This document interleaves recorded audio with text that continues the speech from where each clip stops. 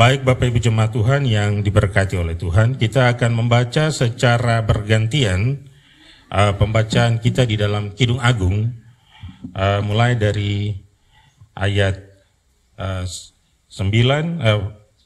pasal 1 ayat 9 sampai 17 dan dilanjutkan pasal 2 ayat 2 sampai dengan ayatnya yang ke-7 dengan cara membaca bagi Bapak Ibu Jemaat yang punya tanggal lahir ganjil, baca ayat yang ganjil. Yang punya tanggal lahir genap, baca ayat yang genap. Yang lupa tanggal lahir bisa pulang cek di kartu keluarga dulu, baru kembali. Sekali lagi, yang punya tanggal lahir ganjil, baca ayat yang ganjil, dan yang tanggal lahirnya genap, baca ayatnya yang genap. Dengan judul atau perikop pembacaan kita, mempelai laki-laki dan mempelai perempuan, puji memuji. Dalam hitungan 3, mereka yang punya tanggal lahir ganjil yang mendahului. Demikian firman Tuhan. 3. Dengan kuda betina daripada kereta-kereta Firaun, kuumpamakan engkau manisku. Moleklah pipimu di tengah perhiasan-perhiasan, dan lehermu di tengah kalung-kalung. Kami akan membuat bagimu perhiasan-perhiasan emas dengan manik-manik perak. Sementara sang raja duduk pada mejanya, semerbak bau narwastu. Bagiku kekasihku bagaikan sebungkus mur, tersisip di antara buah dadaku. Bagiku kekasihku setangkai bunga pacar, di kebun-kebun anggur En-Gedi. Lihatlah cantik engkau manisku, sungguh cantik engkau bagaikan merpati matamu. Lihatlah tampan engkau kekasihku, sungguh menarik, sungguh sejuk petiduran kita. Dari kayu aras balok-balok rumah kita, dari kayu eru papan dinding-dinding kita.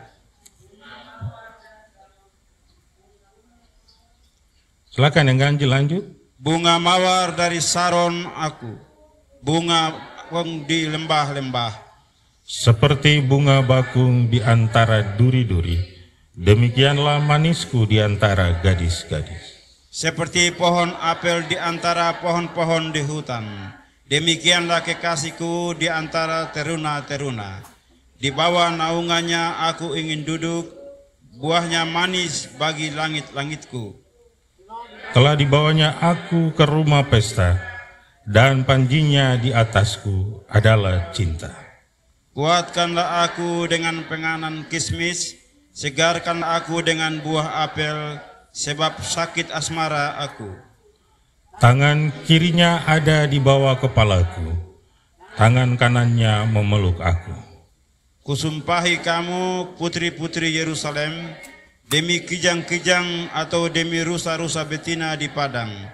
Janganlah kamu membangkitkan dan menggerakkan tinta sebelum diingininya.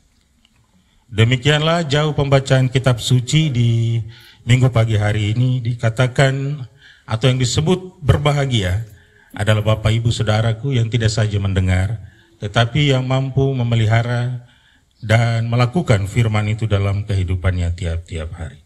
Pujian kepadamu ya Kristus untuk selama-lamanya. Haleluya. Haleluya. Haleluya.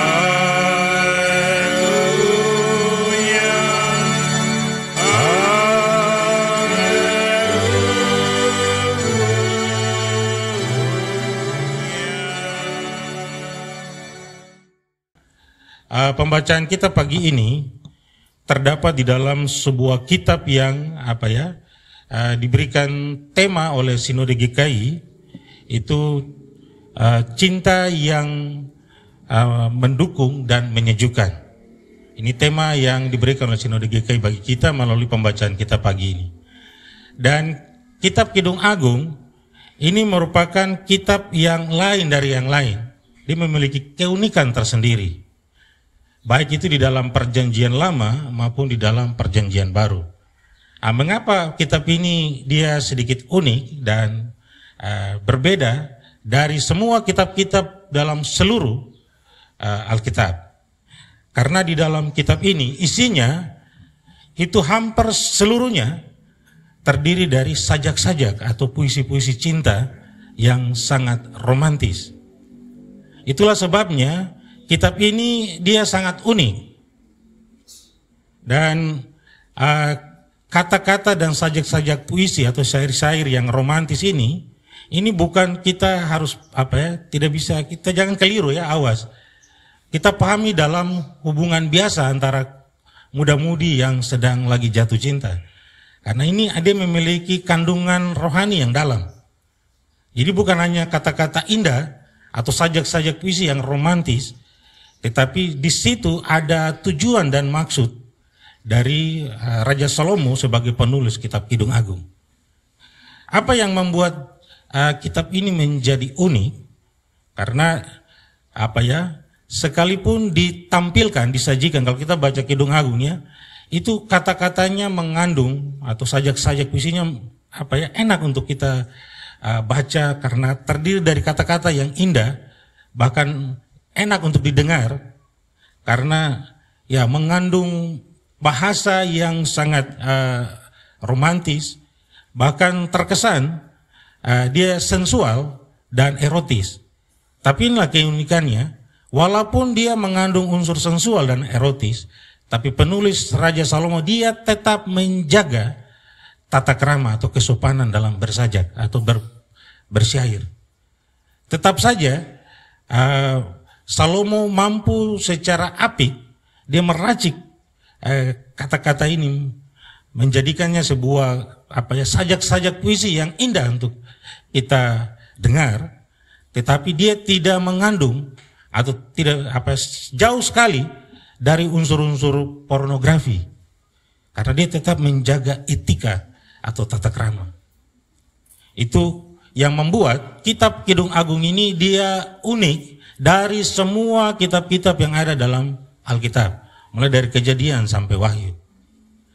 Dan gambaran yang hendak disampaikan melalui kitab ini oleh Salomo itu sebenarnya pengantin laki-laki dan pengantin perempuan. Ini sebuah kata kiasan, simbol antara hubungan antara Allah dengan manusia. Jadi tidak dalam arti biasa, tetapi mengandung makna yang sangat dalam. Dan hubungan yang seharusnya terjalin antara Allah dan manusia itu layaknya hubungan seperti selayaknya muda-mudi yang lagi jatuh cinta. Itu dimaksudkan hubungan Allah dengan manusia. Dan Salomo menggambarkan, mengkiaskan bahwa Allah itu selalu memiliki jenis kelamin laki-laki.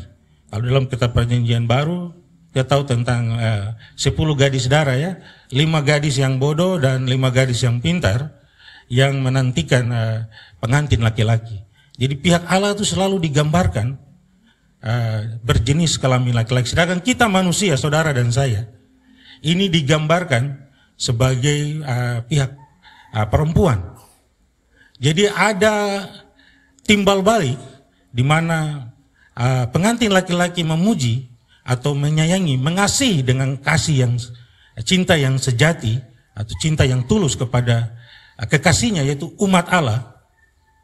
Demikian Tuhan mengharapkan ada respon kembali. Karena tidak bisa cinta bertepuk tangan sebelah ya. Nanti tidak buku ketemu-ketemu. Harus ada balasan, ada tanggapan dari umat Tuhan untuk menanggapi cinta Tuhan yang tulus dan sejati itu kepada kita. Inilah yang sedang diracik, diramu dalam bentuk syair-syair dan sajak-sajak puisi yang begitu indah untuk kita baca dan kita dengar melalui kitab Kidung Agung. Kita kembali kepada keadaan sekarang ya. Pendeta juga kadang-kadang akui juga kita punya anak-anak sekarang, anak-anak Papua, terutama di dalam mereka meracik kata-kata dan menciptakan lagu-lagu yang bilang sekarang rapper ya, rapper.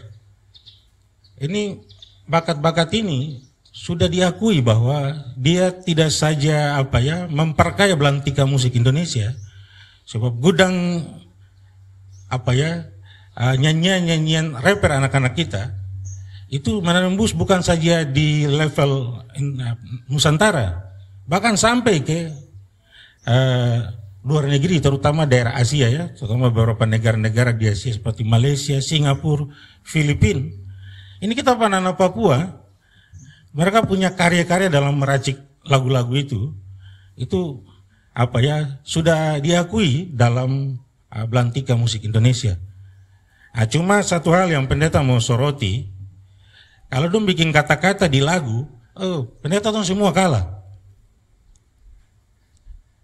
Begitu begitu mereka sangat kreatif, bahkan mereka di bagian barat itu akui kita anak Papua, mereka bingung, anak-anak Papua ini mereka bagaimana dapat inspirasi kata-kata yang begitu hebat dalam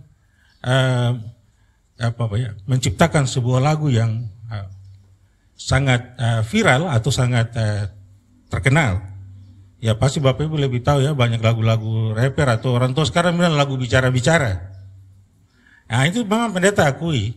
Cuma yang pendeta heran, dong bikin kata-kata di dalam lagu itu dong hebat. Tapi pendeta suruh berdoa, hanya berdoa kangkung dan ikan saja dia bingung kata-kata. Padahal di lagu ini dia bisa bikin kata-kata ini, kayak dondong, rica garam, pakai jolo, dia sambung sampai panjang. Tapi masuk suruh berdoa dong baku kuliah mau ke baku tolak. Nah ini kan kita belajar dari Raja Salomo. Zamannya dia dikenal sebagai pencipta syair-syair sajak-sajak indah. Dan tidak ada seorang pun tandingannya pada zaman Raja Salomo. Tetapi talenta hikmat yang Tuhan berikan pada Salomo, dia tidak semata-mata menciptakan lagu-lagu syair-syair hanya untuk kepentingan kesenangan dunia ini. Tapi dia mempersembahkan talentanya itu juga untuk dalam hal untuk memuji Tuhan. Makanya beberapa para rapper ya, salah satunya pendeta pernah tugas di Ransiki, Kabupaten Klasis Manokwari, Klasis Ransiki, Kabupaten Manokwari Selatan. Itu ada salah satu DJ dalam anggota jemaat saya, namanya DJ Semi. Pendeta bilang begini, Ade, kau punya bakat ini bagus sekali. Kira-kira kan bisa ciptakan lagu rapper gereja kan, lagu rapper rohani.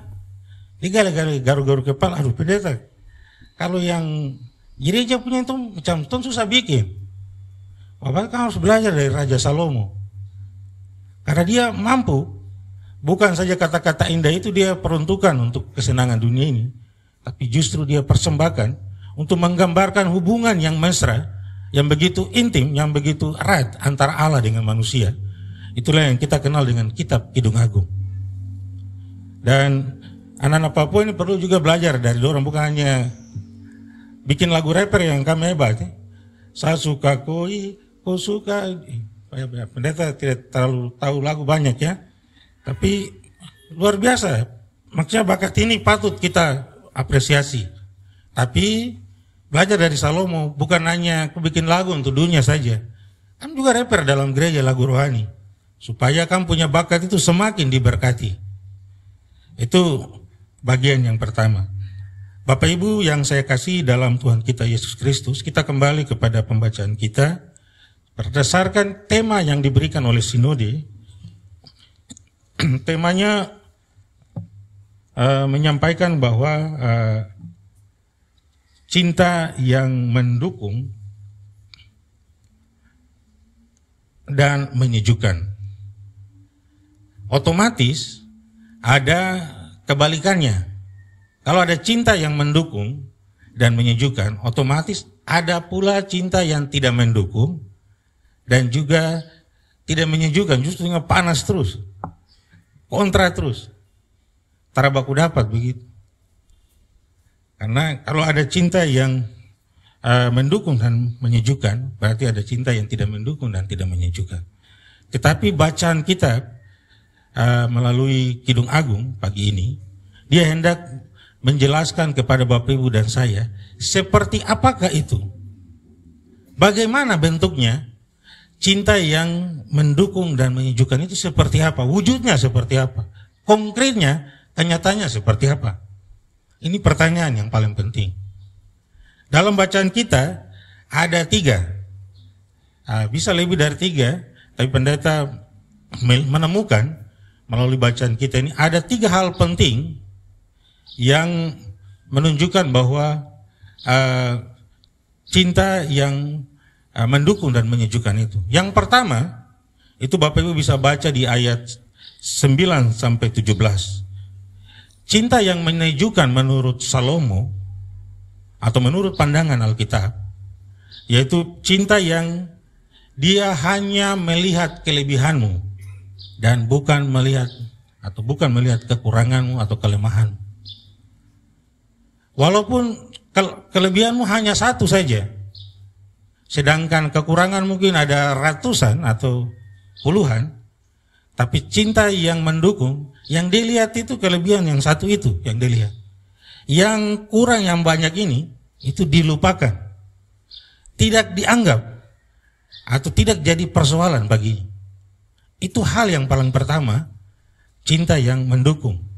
Artinya Bapak Ibu, dunia hari ini lebih cenderung untuk mencari kelemahan-kelemahan kita, mencari kekurangan-kekurangan kita dibanding kelebihanmu, dibanding potensi dalam dirimu. Dunia akan berusaha menawarkan cinta yang justru tidak mendukungmu, tapi justru mencari titik-titik kelemahanmu, cari kau punya aib, cari kau punya masalah, kekurangan-kekurangan.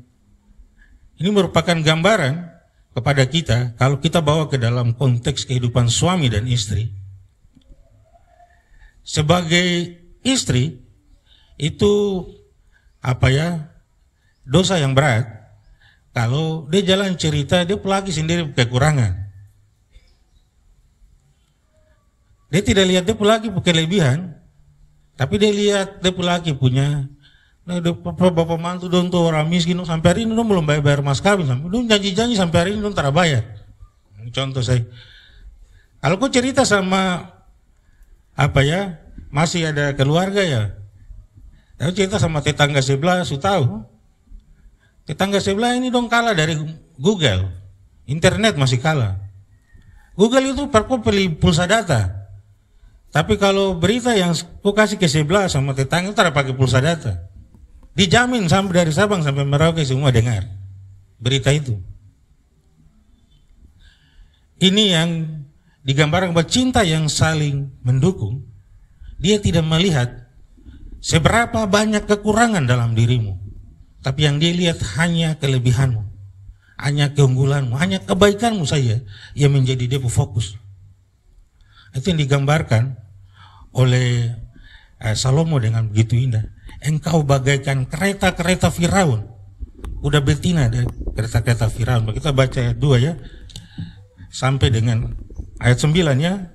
Dengan kuda-kuda daripada kereta-kereta Firaun, kuumpamakan manisku. Molek pipimu di tengah-tengah perhiasan-perhiasan, dan lehermu di tengah kalung-kalung. Dan akan membuat bagimu perhiasan-perhiasan emas dengan manik-manik perak. Artinya bahwa sekalipun kita, ini hubungan antara Allah dengan manusia ya, sekalipun kita sebagai pihak manusia, kita ini penuh dengan banyak kekurangan, kita hidup dalam lumpur dosa. Sebenarnya kita sama sekali tidak layak di mata Tuhan. Tapi di pandangan mata Tuhan, kau adalah kekasihnya yang paling cantik bagi Allah. Dan dia melupakan semua kekuranganmu. Seperti digambarkan dalam Mazmur 103. Sejauh timur dari barat, demikian dijauhkannya pelanggaran-pelanggaran kita. Ia tidak mendendam dan tidak mengingat-ingat segala kesalahan-kesalahan kita. Bahkan seperti bapa sayang kepada anaknya. Itu cinta yang mendukung. Dia tidak pedulikan segala macam TTBM kesalahanmu yang banyak. Tapi yang dilihat, walaupun kebaikanmu cuma satu, itu yang dilihat. Itu yang Salomo sampaikan, dia gambarkan dengan begitu indah bahwa di depan matanya kekasihnya itu begitu cantik, digambarkan bagaikan kereta-kereta Firaun, bahkan molek pipinya, dan dia ada di antara. Itu yang pertama ya. Apa itu bentuk dari cinta yang mendukung dan menyejukkan, dan sebaliknya kalau cinta yang tidak mendukung dan menyejukkan, Bapak Ibu bisa balik dia saja. Berarti kekurangan itu yang dia pakai untuk jatuhkan harga dirimu, dia pakai sebagai kesempatan untuk semakin membuatmu jatuh dan tak bisa kembali lagi. Itu cinta yang tidak mendukung. Itu bagian yang pertama dari ayat 2 sampai ayat 9. Bagian ayat 16 dan ayat 17 itu Bapak Ibu itu merupakan apa yang kita buat sebagai kekasihnya dari Allah, sebagai pihak perempuan kepada seorang laki-laki yang telah menerima kita apa adanya, yang tidak mempersoalkan kita punya kekurangan, kelemahan yang begitu banyak itu. Apa yang harus kita buat? Ini merupakan ayat 16, 17 ini merupakan tanggapan, respon. Sebab cinta tidak akan menyatu kalau hanya sebelah tangan saja. Saya baca bagian ayat yang 16, 17. Lihat tampan engkau, ini kekasihnya memuji. Pihak perempuan memuji pihak laki-laki. Lihatlah tampan engkau, kekasihku. Sungguh sejuk petiduran kita. Dari kayu aras balok rumah kita. Dari kayu eru papan dinding kita. Artinya kalau Allah yang begitu tulus dan tidak mempersoalkan segala pelanggaran-pelanggaran, kekurangan-kekurangan kita, dia mau menerima kita padanya. Mungkin Bapak Ibu di kompleks Gajah Putih ini orang suka anggap, dong lihat kok muka saya dong sebuah muka dari jauh. Pace kepala miras mabuk ini yang dia ada lewat kan. Contoh saja. Tapi di depan Allah Anda sungguh berharga dan bernilai. Mungkin orang lain sudah mencap, menstigma bahwa Anda orang yang rusak. Anda orang yang tidak berguna dalam pandangan mata dunia. Tapi di depan Tuhan, seburuk apapun dirimu, sehitam pekat apa kehidupanmu, kau adalah yang tercantik di hadapan mata Tuhan. Itu cinta yang mendukung. Dan saudara tidak akan menemukan cinta yang seperti ini di dalam dunia ini. Karena yang bisa menerima saudara apa adanya hanya cinta yang berasal dari Allah Bapa di sorga melalui anaknya Yesus Kristus. Saudara cari ke ujung dunia. Itu lagu-lagu bicara ya. Kamu cari kamu cari sampai ke ujung dunia juga tidak akan dapat cinta yang sejati. Kecuali di dalam nama Yesus.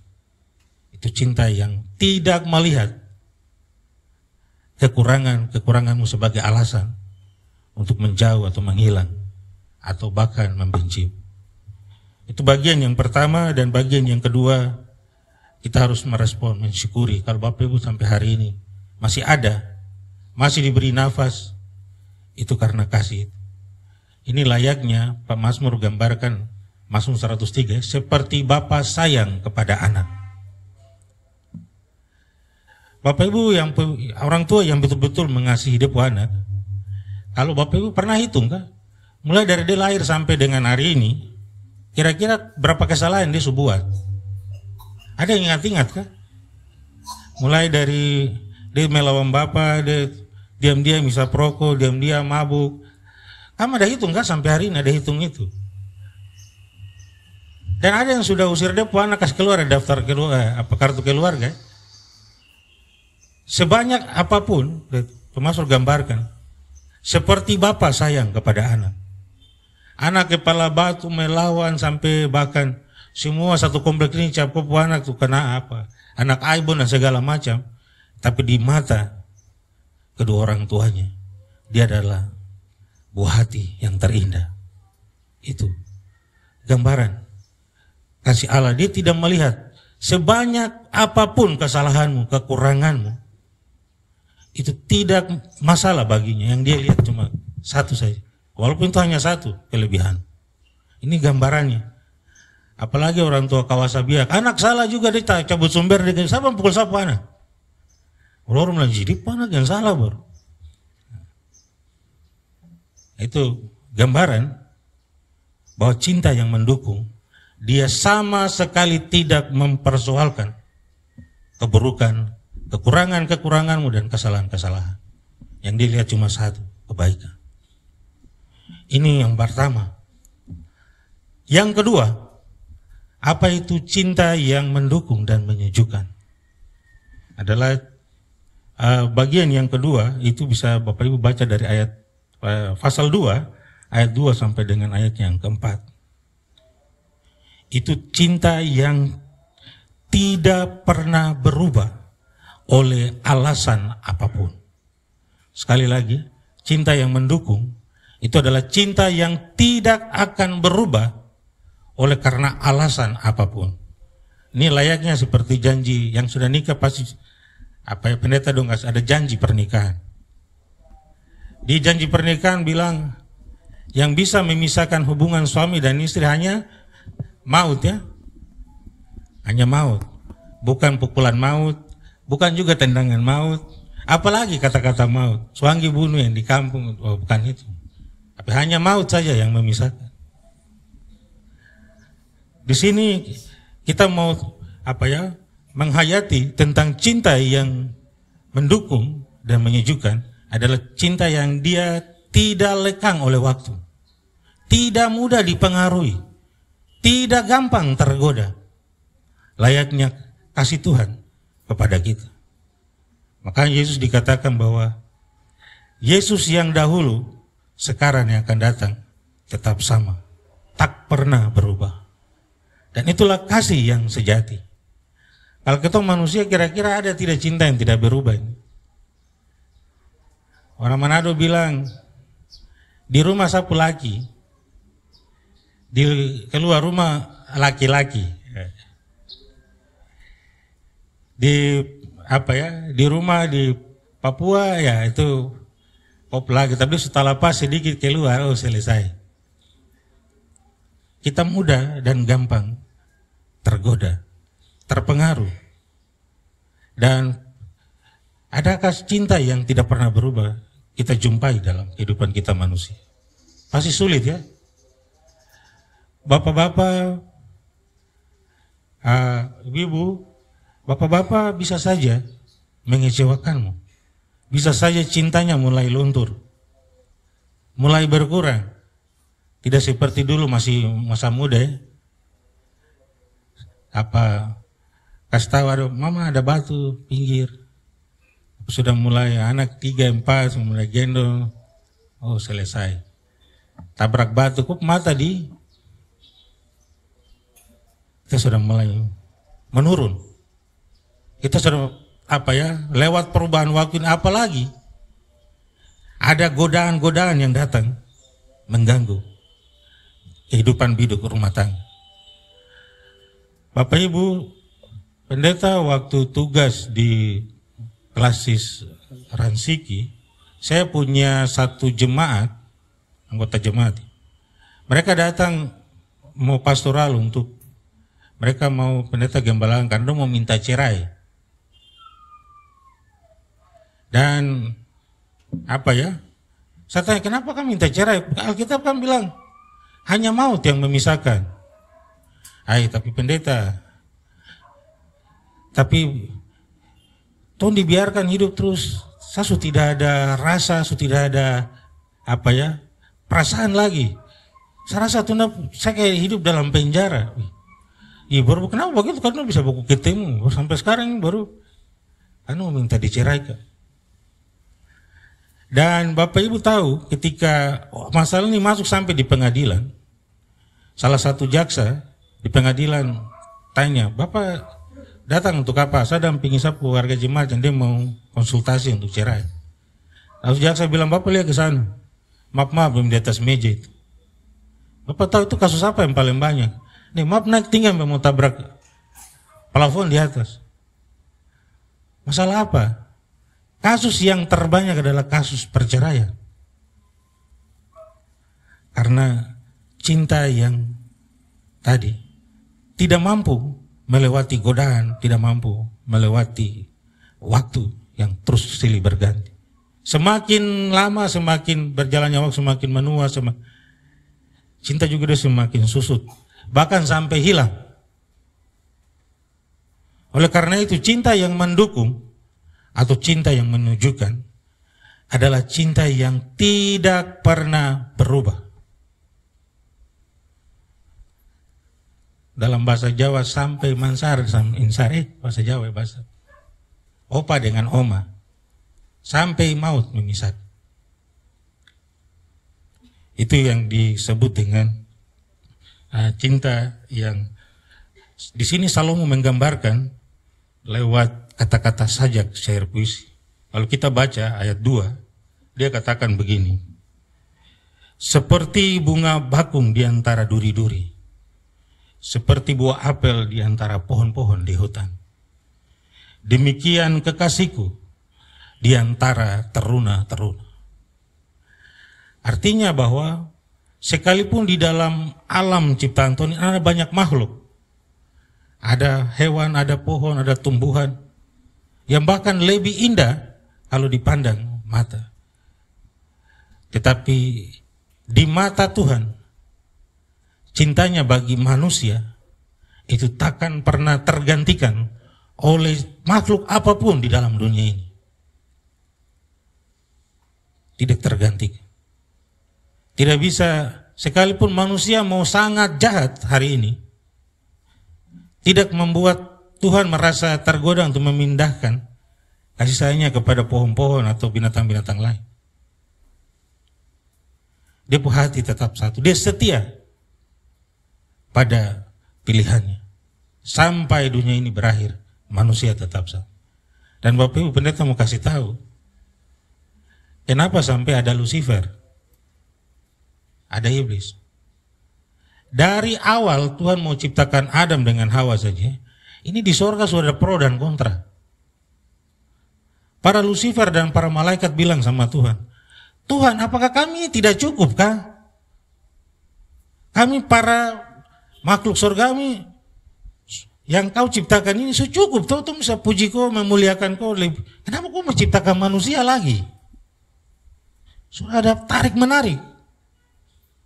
Keadaan sorga lagi guncang karena banyak pengikut-pengikut Lucifer yang tidak setuju Tuhan menciptakan manusia. Kenapa sampai iblis dong iri hati kepada manusia? Karena Alkitab tidak menjelaskan bagaimana Tuhan menciptakan malaikat-malaikat. Bapak Ibu ada baca Tuhan ciptakan malaikat-malaikat? Ada? Tidak ada? Pendeta sekolah barang ini saya tidak baca. Alkitab menjelaskan Tuhan menciptakan malaikat-malaikat, tidak.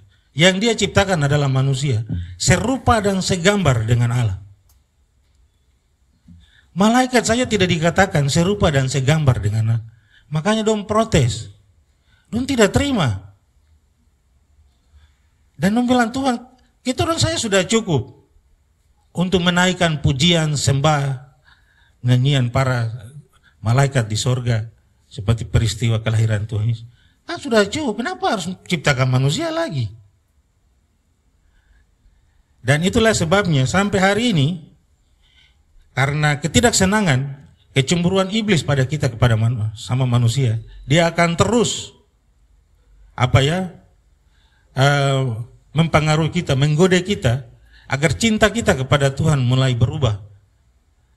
Kita mulai tergoda. Dunia ini akan menggunakan cinta-cinta palsu untuk menipu kita. Dunia ini akan menawarkan cinta-cinta yang hanya dirasakan sesaat saja. Hanya untuk mengelabui kita dari cinta yang tulus dari Allah Bapa di sorga. Karena iblis tidak senang. Kenapa dia tidak senang? Karena dia merasa bahwa cukup malaikat saya, tidak ada perlu manusia juga, kita bisa sembah Allah di sorga. Kenapa harus ciptakan manusia? Makanya kalau ada Bapak Ibu yang tidak memuji lagi jauh dari Tuhan, bahkan mengkhianati Tuhan, bahkan kita tidak lagi setia pada Tuhan. Iblis dia senang sekali. Iblis dia bilang apa? Tuhan kau tobat tuh. Dulu kan saya bilang, kenapa kau bikin manusia sekarang dong lupa kau, dong tinggalkan kau, dong mengkhianati cintamu berulang-ulang. Tapi kasih Tuhan tidak pernah berubah di dalam hatinya kepada umatnya. Sebab saudara dan saya adalah gambaran Allah yang sangat mulia di matanya. Dunia ini boleh mencoba untuk mengalabui cinta Tuhan yang tulus kepada kita manusia dengan menawarkan cinta-cinta palsu, sehingga membuat kita tergoda dan kita jauh mengkhianati Tuhan. Kalau kita merenungkan diri kita masing-masing, sudah seberapa banyak kita telah mengkhianati Tuhan, menyembah berhala, lebih mengandalkan uang kita daripada mengandalkan Tuhan, lebih mengandalkan materi. Kita banyak sekali berkhianat kepada Tuhan. Tetapi di dalam hati Tuhan tak pernah berubah. Dahulu, sekarang, maupun yang akan datang dan selama-lamanya. Saudara dan saya tetap di hatinya. Sekalipun kita banyak mengkhianati dan mengecewakan. Itulah cinta yang disebut mendukung dan menyejukkan. Seperti yang digambarkan oleh Salomo, kita ini diibaratkan bunga bakung di antara duri-duri. Kita diibaratkan bagaikan buah apel di tengah hutan, di antara para pohon-pohon. Tapi di antara ribuan ini, Tuhan tidak tergoda, terpengaruh, matanya tetap tertuju kepada kita sebagai kekasih. Itulah gambaran yang begitu indah disampaikan oleh Raja Salomo. Dan bagian yang terakhir, ayat 5 hingga ayatnya yang ke-7, merupakan puncak atau klimaks dari sajaknya yang menggambarkan antara mempelai laki-laki dan mempelai perempuan saling memuji satu sama lain. Yaitu tiada cinta yang abadi atau cinta yang sejati tanpa pengorbanan atau rela berkorban. Karena apa? Cinta itu sebutnya gampang saja. Cuma bilang di mulut saja semua orang bisa. Lain di bibir, lain di hati. Bisa saja terjadi. Tapi sampai masuk kepada untuk pengorbanan, itu sabar dulu. Biar kakak Yakle bilang sama adik Mince, adik kakak sayangku, seolah macam dunia ini dondo yang punya, itu yang lain semua hanya kontrak saja.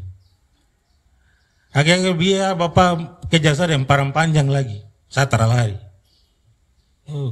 Kakak Yakle kata-kata ini bikin adik Mince termakan 2 bulan karena ingat-ingat kakak Yakle kata-kata. Laut akan kuseberangi, gunung akan kudaki, dan gereja juga saya langgar. Wah, gereja lagi dilanggar. Tapi bicara cinta itu tidak terlepas dari pengorbanan.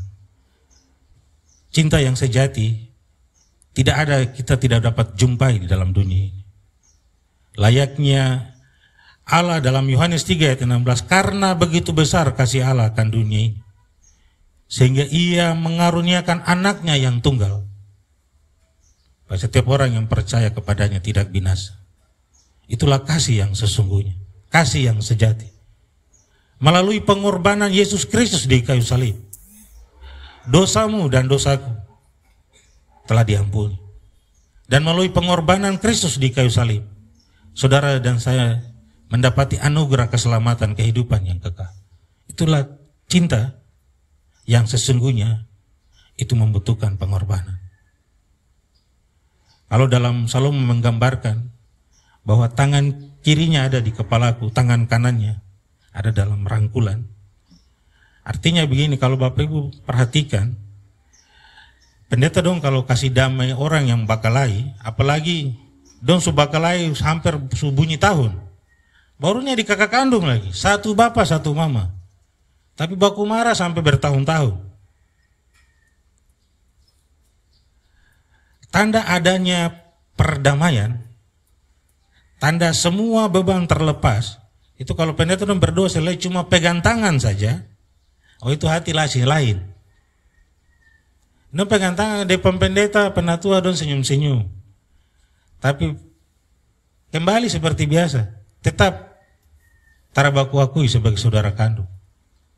Tapi kalau selesai pendeta dengan penatua don berdoa, kasih damai, sampai kepada mereka saling merangkul dan berpelukan. Bahwa semua beban-beban dalam hati dan pikirannya terlepas. Dan dalam tangisan, mereka menyesali pertengkaran yang selama ini membuat mereka menjauh. Itu ditandai dengan rangkulan. Rangkulan itu melambangkan ada perdamaian, ada kesejukan, ada kedamaian. Biar mama bicara bapak bakalai bapak dari pagi bapak. Tapi kalau bapak suka sana peluk mama jangan komar. Nih teta masih tedu langsung. Harus percaya pindah nanti pulang bapak dong praktik di rumah. Rangkulan itu dia memiliki kekuatan tersendiri untuk membawa kita kepada ketenangan. Tapi yang dimaksudkan di sini, seburuk apapun dirimu, seberdosa apapun kehidupan kita, tetapi Tuhan selalu membuka tangannya untuk merangkul dan memeluk kita dalam pelukan kasih. Justru karena cintanya yang begitu tulus, ia rela berkorban. Dia rela memikul kayu salib. Dia rela mati di atas kayu salib. Hanya karena sedemikian berharganya, saudara. Sehingga saudara dan saya hari ini boleh diberikan anugerah keselamatan. Itulah cinta yang sejati dan yang sesungguhnya. Kiranya melalui sabda Tuhan pagi ini menjadi berkat tersendiri, tapi juga memotivasi kita agar kita memperbaiki hubungan kita tidak saja dengan Tuhan, tapi juga kita memperbaiki hubungan kita sebagai manusia antara suami dan istri, tapi juga orang tua dengan anak-anak, saudara bersaudara. Bahwa hanya ada 3 cinta yang bisa mendukung dan menyejukkan menurut Salomo pagi ini, yaitu cinta di dalam Yesus Kristus. Tuhan memberkati. Amin.